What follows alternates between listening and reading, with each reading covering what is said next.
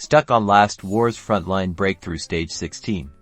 We're about to break down the winning formula to crush this challenge. First, let's talk team comp.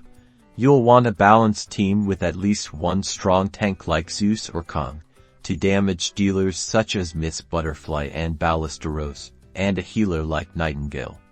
Aim for at least level 90 heroes with blue plus 2 quality for optimal performance. Hero upgrades are key.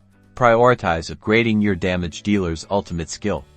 For example, max out Miss Butterfly's Butterfly Dance to maximize her damage.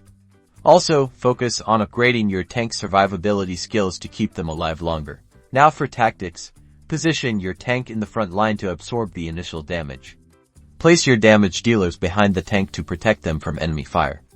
Your healer should be positioned in the backline, providing constant support to the team. Ability timing is crucial. Use your ultimate abilities strategically. Save your healer's ultimate for when your tank is low on health, and use your damage dealer's ultimates to wipe out large groups of enemies. Focus fire on high-priority targets like enemy healers and damage dealers.